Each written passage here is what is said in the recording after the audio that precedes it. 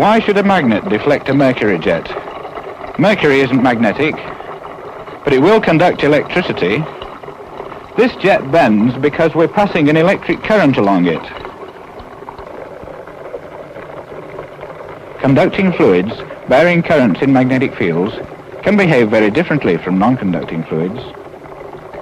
Magnetohydrodynamics, or MHD for short, is the study of these motions in the case where the fluid can be treated as a continuum. Most of the universe consists of ionized gas, a conducting fluid, and MHD dominates astrophysics. These solar flares owe their strange form to magnetic forces. Ionized gas exists on Earth, too. But on Earth, there are also conducting liquids, such as the acid in this battery or the mercury in the jet. The field is horizontal, the current is vertical. Deflecting the jet, there is a force perpendicular to the current and the field. The precise statement is that if the vector J is current per unit area in the fluid and B the field, the force per unit volume of fluid is J cross B. Here is mercury in a flat pipe. Between these electrodes, we're passing a vertical current. When we bring the magnet up, J cross B causes pressure changes which pump the fluid.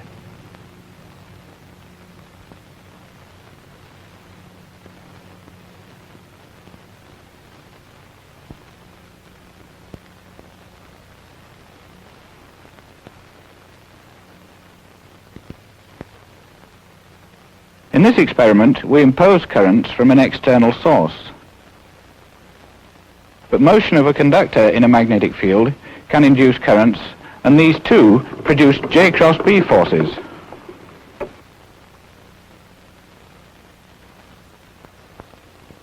As the ring crosses the edge of the field, it links an increasing amount of magnetic flux. According to Faraday's law, a current will be induced around the ring. This current produces the force we observed. The J cross B forces on a conductor are distributed throughout its interior. When the conductors are solid, it doesn't deform. But what happens with a liquid? Here is mercury in a shallow trough, and this powder will reveal the motion.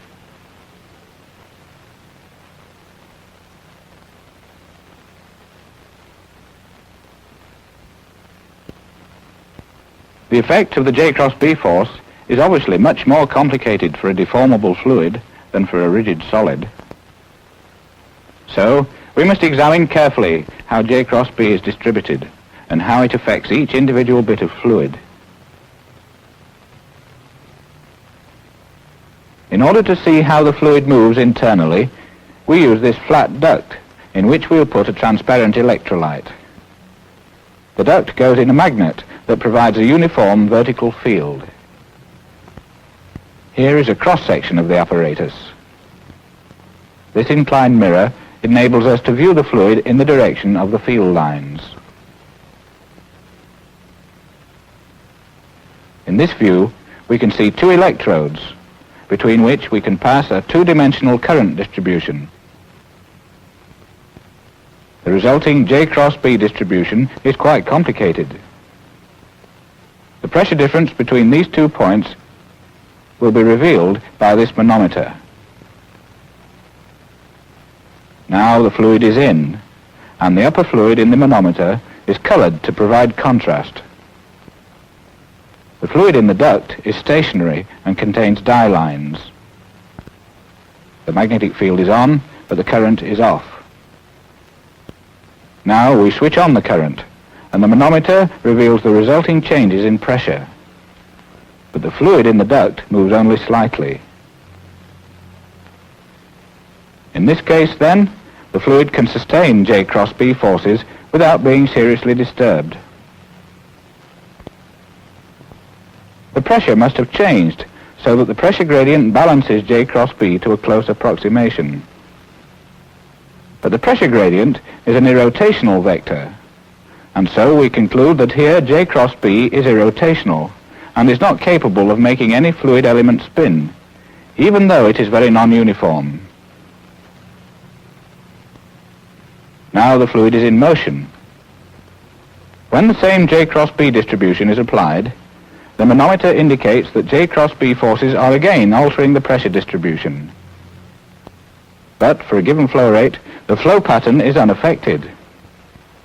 J cross B is still irrotational, and changes in the pressure distribution are able to balance it.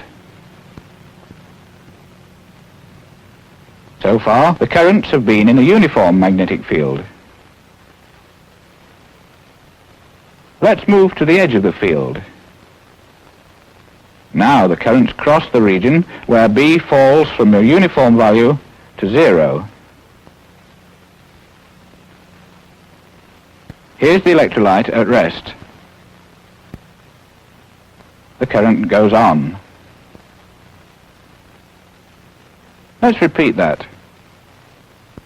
J cross B is rotational now and makes the fluid spin. More precisely, it creates vorticity.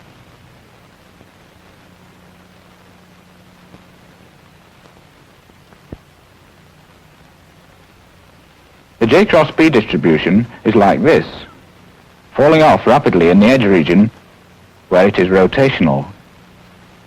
But a pressure gradient can only be irrotational, so it can't balance J cross B anymore.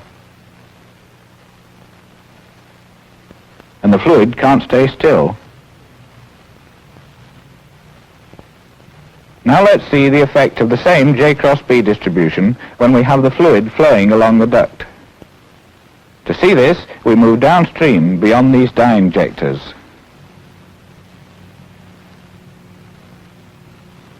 This is the flow without the current.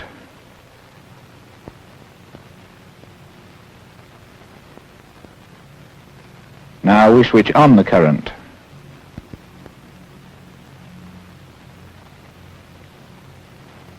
The flow contains vorticity. It is generated upstream at the edge of the field by those rotational J cross B forces. Here's the previous experiment again for comparison.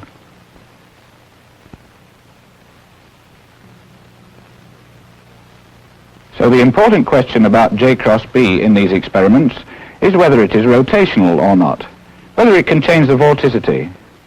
Let's look again at this mercury trough where the currents are induced rather than imposed. Vorticity is being generated, but these forces can sometimes suppress vorticity instead. Before we see this in a fluid, let's consider this metal loop, free to rotate. If we apply a magnetic field normal to the axis of rotation, the motion is strongly suppressed.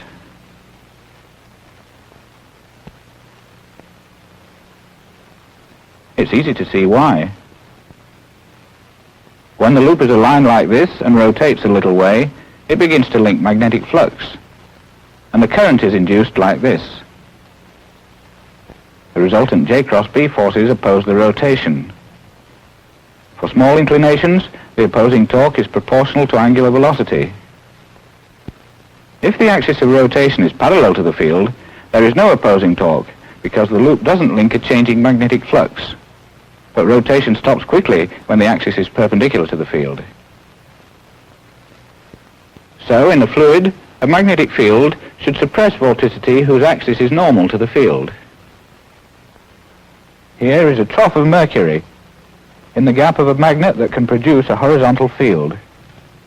Vertical vortices will be made by dragging this blade through the mercury. They are made visible from above by reflecting a pattern in the surface of the mercury.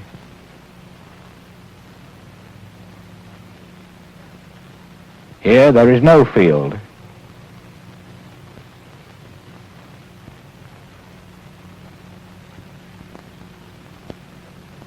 Here it is again, and in the lower picture the field is on. The vortices decay faster in the field.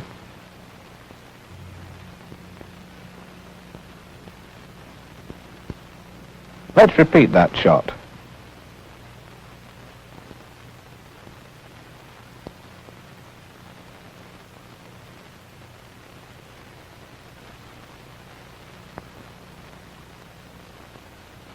Here, we're outside the field. And now the blade enters the field, which is stronger than before. The J cross B forces never let the vortices get started. They reappear as soon as the blade leaves the field.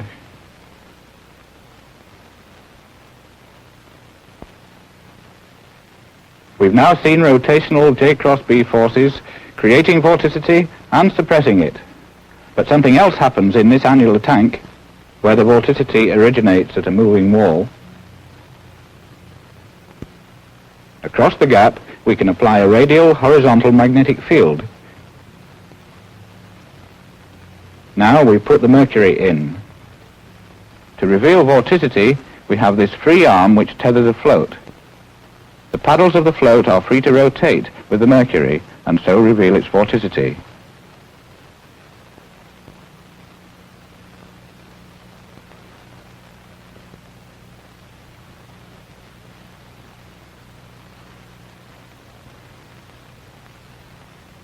After the mercury reaches a steady state of clockwise motion, we can see that the vorticity is anti-clockwise, as we would expect.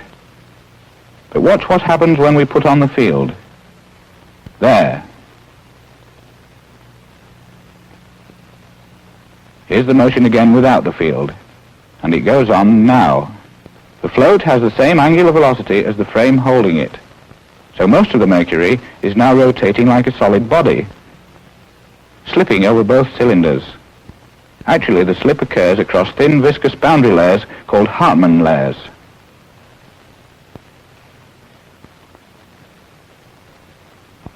With this mechanical analog, we can see what happens. We spin the loop without the field. When the field comes on, induced forces act briefly until the loop moves like this. There is now no change in magnetic flux linked. There is pure rotation, just as in the mercury. In the flow without the field, the vorticity is such as would cause a loop in the fluid to link a changing flux when the field comes on. So J cross B changes the vorticity to avoid this. As we repeat the experiment, observe the direction of the vorticity. With no field, it's anti-clockwise. The field makes it clockwise. The J cross B forces have also produced intense anti-clockwise vorticity in the thin Hartmann layers. So here, J cross B has rearranged the total vorticity, not suppressed it.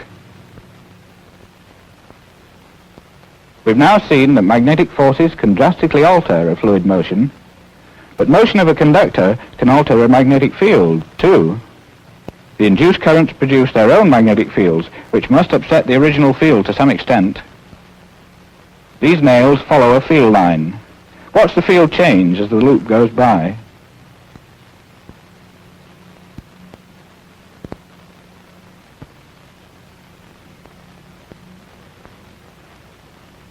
This perturbation of the field was a weak effect in all the experiments so far, and we ignored it. But when the induced fields are too big to ignore, an entirely different kind of MHD occurs. To understand this, let's look again at that rotating loop. The induced current creates an induced field, which combines with the original field to make the total field less inclined to the loop than before. The point to notice is that the field is perturbed in such a way that the rise of flux linked by the loop is reduced. If we stop the loop rotating, its resistance causes the induced current and induced field to decay, and the total field relaxes back to its original form in a time that depends on the ratio of the inductance and the resistance of the loop. This is the magnetic relaxation time, which gets longer as we make the resistance less. The extent to which a rotating loop perturbs the original field depends on how this magnetic relaxation time compares with the time for a revolution. Here the relaxation time is the shorter, and the field continually relaxes back to its original form and is hardly perturbed. Then the magnetic forces are dissipative. There's only a torque when the loop is moving, inducing a current.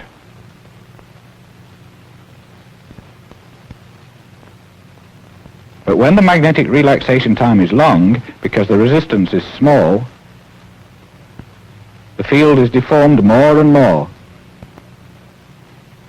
until there is virtually no change of flux linked by the loop.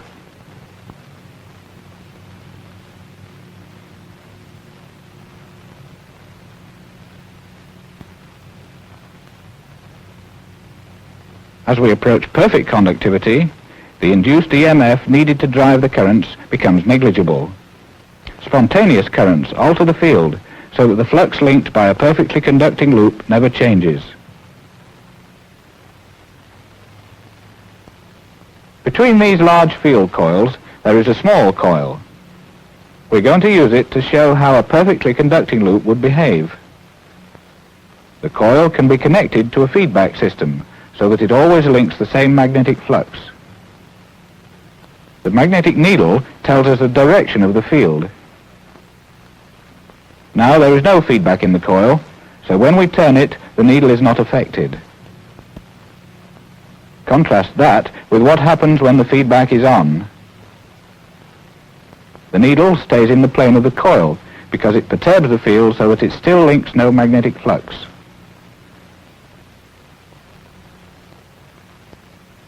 If the coil is displaced, it oscillates. The damping is due to mechanical friction. There can't be electric dissipation if there is perfect conductivity. It's less than the magnetic relaxation time, so the field is strongly perturbed. And now the J cross B forces produce a restoring torque, which, for small inclinations, is proportional to angle of inclination, like an elastic restraint. In a fluid, the same ideas apply. In any loop drawn in the fluid, the magnetic relaxation time is of order mu naught sigma L squared, which is big if sigma, the conductivity, is large, or L, the scale, is large, as it is in astrophysics. The question is how this time compares with other times characteristic of the motion. In this experiment, the magnetic relaxation time for loops drawn in the vortices is short compared with their rotation time. So J cross B is dissipative, not elastic. Before we show elastic behavior in a fluid, let's consider the simplest motion that contains vorticity. These rectangles represent layers of fluid which can slide past each other. There is then vorticity between the layers. Suppose we apply a magnetic field like this. The question then is, what will be the effect of the J cross B forces whenever they are elastic, rather than dissipative? Consider this loop lying between two layers of fluid. At present, the loop links no flux. If we move this layer down, the induced currents around the loop produce elastic forces like this, tending to twist the loop back in line. This force pushes this layer of fluid down, and then the next loop suffers the elastic forces. And the action is passed on down the line. Here's a working model. On these pivoted rods are attached flexible loops which are connected to a feedback system so as to simulate perfect conductivity. With the field on, we disturb the first rod and the motion propagates as a wave. Here it is again in slow motion.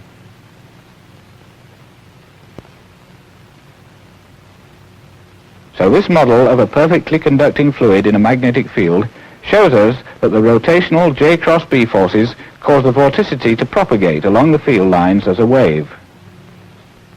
This kind of wave is named an Alfvén wave after its discoverer.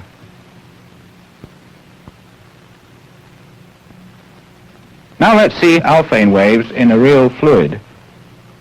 In order to approach the perfect conductivity condition, we have to use a liquid mixture of sodium and potassium, which has to be contained in this airtight tank. We also have to make the waves travel fast by using this magnet to provide a strong vertical magnetic field. Then, the transit time of the waves is short compared with the relaxation time of fields in the fluid. Inside this tank, we place this structure. We excite motions at the bottom of the liquid by passing a current radially through it, between this central electrode and this cylindrical one.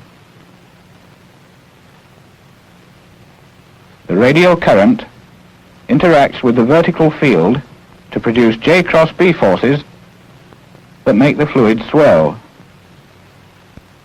At first, only the bottom layer of liquid moves. The liquid above is at rest, so there is vorticity between it and the moving layer below. But immediately this vorticity must propagate away along the field lines as an Alfvén wave.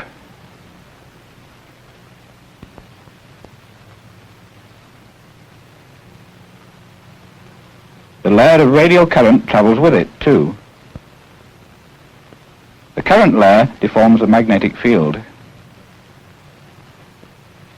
We can detect the magnetic changes with this search coil, which is immersed in the fluid. The signals from the search coil are displayed on an oscilloscope.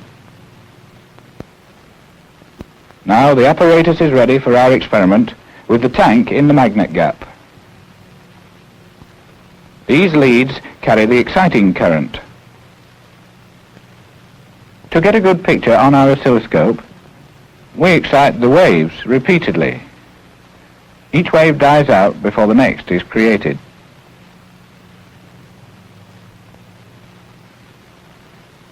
The upper trace shows the sudden onset of current in the exciting winding. The lower trace shows the signals generated in the search coil. Now the magnetic field is off, and the lower trace shows only some stray signals. No signal reaches the search coil itself, which is shielded by the liquid. But as the field comes on, the trace changes.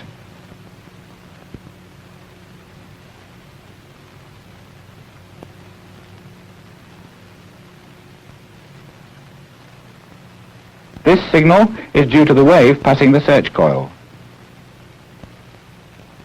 This signal records the wave after it is reflected off the top. If the fluid were a perfect conductor, the search coil signals would be like this. The width of these ideal peaks is fixed by the size of the search coil. The resistance of the fluid makes the observed first peak broader and weaker. The second peak shows that the reflected wave is broader and weaker still. But we do see that even in an imperfect conductor, J cross B forces can act elastically enough to give propagation of vorticity.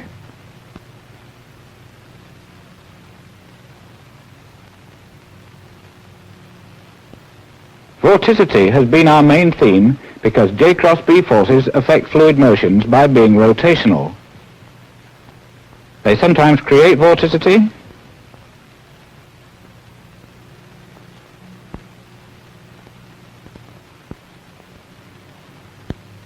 sometimes they suppress it.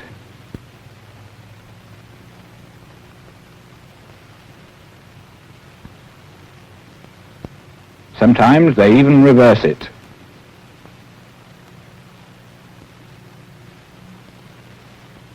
But when we approach the condition of perfect conductivity, the nature of MHD changes entirely. The J cross B forces act elastically, with the result that fluid particles can pass their vorticity from one to the next along the magnetic field lines. We've dealt only with incompressible fluids like mercury. Things get more complicated when the fluid is very tenuous or can change its density,